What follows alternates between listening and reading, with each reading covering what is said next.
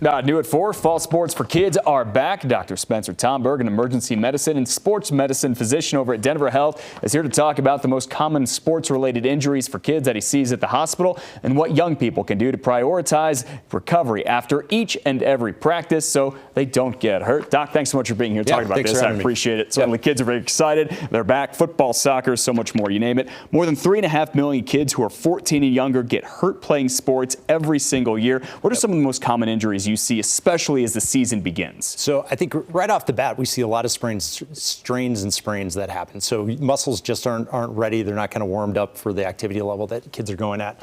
It's been very hot lately. We see a decent amount of heat-related injuries, and that tends to be an early season phenomena as well, too. So our bodies get used to the heat. They kind of get used to working through that heat. But that early practices are really where that becomes a risk to kids. And so we're kind of getting out of that a little bit as we move into the fall, but with it still being hot right now, we can still see some of it. So as the seasons go on, are there certain injuries that are more sports-related, say concussions? We see a little bit of football right there. I hear a lot of them about soccer as well. Yeah.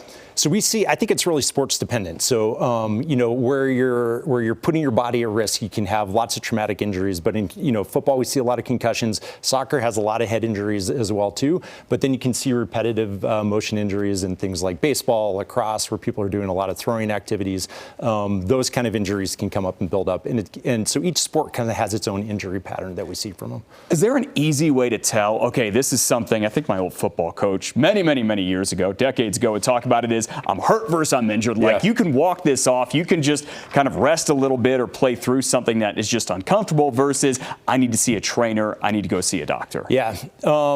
That is the hardest question. So I think a lot of kids are going to try to push themselves through injuries, and that's where trainers are really important. So we have great athletic trainers in Denver Public Schools and all through the state. And so being able to use their expertise to really lean on them for when it's appropriate to play and when you can push through it and when you need to take some time off is important. And what's the best advice you could give parents as their kids are out there playing and may experience some of this? Yeah, I think the biggest thing is patience. So it is hard to see your kid have to take time off and work through a recovery process.